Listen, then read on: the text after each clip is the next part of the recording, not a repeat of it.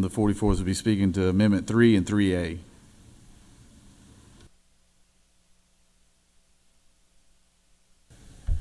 Thank you, Mr. President. In speaking to Amendments 3 and 3A, I'm going to focus on who this bill excludes while claiming expressly, and I quote, to provide for equal athletic opportunities. The author, the senator from the 27th, outlined today and during the committee hearing 3 rights that should be considered when legislating in this area: fairness, safety, and inclusivity. And I do agree that each of these values must be weighed. So as the author said, let's talk about biology. As the senator from the 21st said, let's talk about common sense. This legislation regulates sports programs for children beginning in kindergarten when they're 5 years old, years and years before they would go through puberty. Kids come in all different shapes and sizes, and they grow and they develop at different rates, especially in elementary and middle school. Boys go through puberty on average 2 years after girls.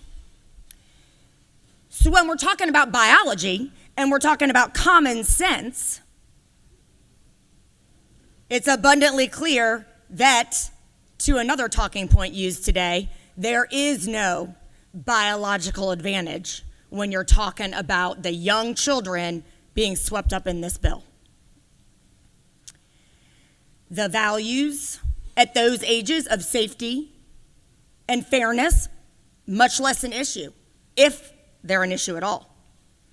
And most of the examples we've heard have been from the college level, which is flat out disingenuous because the rules at the college level have been evolving rapidly, frankly, in response to some of these very examples that are now moot.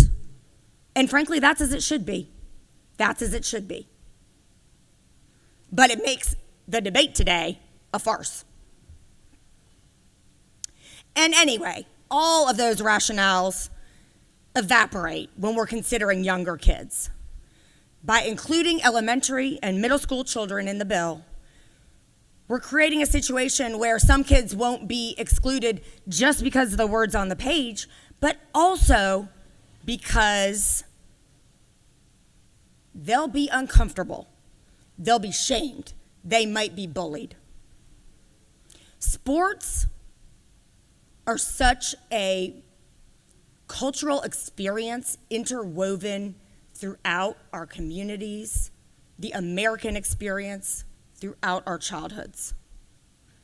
I learned so many important lessons and had so many triumphs and learned to deal with so many disappointments, becoming a more resilient person, ready to take on the world and give it my all, right? I learned a lot of those things in sports. And this bill takes that away from small kids, young children, not competitive athletes, not elite athletes, at ages where there is no college scholarship or national or state championship on the line. And worse, it gives license to parents, kids, probably some activists, to bully your child by accusing them of being other, of not looking right, and it lets them tell them they don't belong. Legislation isn't just about passing laws. It communicates priorities and values. Laws are lessons that our children are taught. And back to lessons that children are taught in sports. They're valuable for all kids. The opportunity to make friends and be part of a team, something beyond yourself. Sacrificing for other people. So when we deny certain kids the right to play and discourage them from participating, we isolate them. Children can and are transformed every single day by the important lessons they learn from playing sports. Cooperation, working together, practicing, working harder. You don't get better if you don't practice. hard work. We want to instill that in them, the values of hard work and effort as they grow into adults. We want those values with them when they get out into the real world and into our economy. You learn how to be a good sport when you win, and you learn how to deal with disappointment when you lose.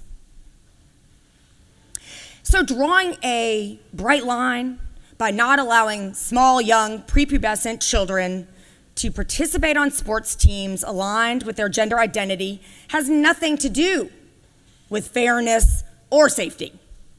It's actually the polar opposite.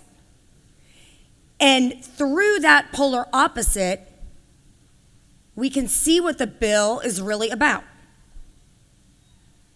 discrimination and othering, trying to stamp out transgender identity, and reverse the overall cultural moves towards inclusion and acceptance. But if you adopt Amendments 1 and 3, it will ensure that this bill is as narrowly tailored as possible to address true fairness and safety considerations in sport.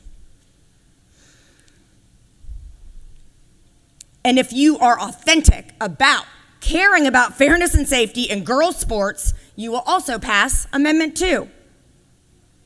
And then if that happens, Senator from the 37th, if that happens, maybe then the minority party would actually start to believe some of your talking points on this legislation. Thank you, Mr. President. I yield the will. Thank you, Senator. Does any other senator wish to speak for or against the measure before we get to the minority report? All right. So we're in the posture of we'll have